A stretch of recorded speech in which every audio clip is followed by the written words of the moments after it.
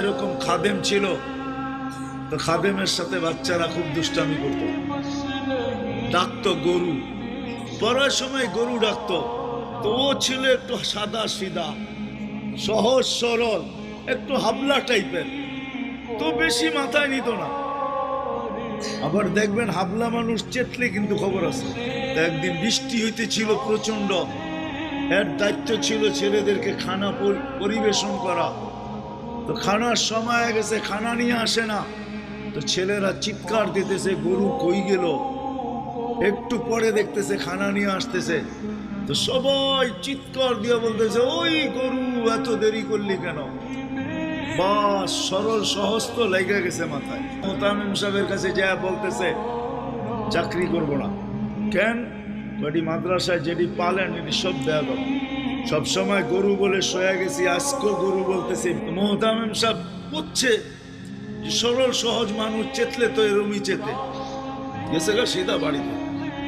রাত্র ৩টার সময় আসতেছে, আয়সা মোহতামিম সাহেবের দরজায় খটখটাইতেছে, জিজ্ঞাসা করছে কে?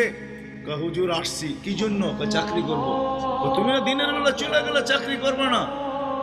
এতদিন চাকরি করতেছিলাম শুই না, এখন চাকরি করবো দেখা। বলছে এটা আবার কি দেখা চাকরি করবে মানে? আমি স্বপ্নে দেখতেছিলাম কিয়ামত হয়ে গেছে, আমি পুলসিরাতের পাশে যা দাঁড়ায় আছি, পুলসিরাত চুলের মতো চিকন, তলোয়ারের মতো ধার। ভয় পাইতেছিলাম এটার উপরে পা রাখবো তো রাখবো কি করে। একটু পরে চিৎকার শুনলাম, তো দেখলাম মাদ্রাসার ছেলেগুলা সবগুলা হইহুল্লার করতে করতে আসতেছে। ওরা পুলসিরাতের পা দিতে দেরি, এটা সুপার হাইওয়ে হয়ে যেতে দেরি হয় নাই। সবগুলা উঠা পার হইতেছে, একটা পিছন থেকে আমাকে দেখা ফেলছে আর চিৎকার দিয়া বলছে ওই তোরা যাস কই? আমগো গরুটা তো দাঁড়ায় আছে, ওরে নিয়ে যাবি না? বলে সবগুলা পিছে ফিরে আসছে আর আমাকে উঠায়া কেউ হাতে কেউ পায়ে ধরা সব কাঁধে করে নিয়ে পার করা দিছে। ঘুমের থেকে জায়গা গেছি, এই জন্য চোখে দেখা আমি এখন চাকরি করব।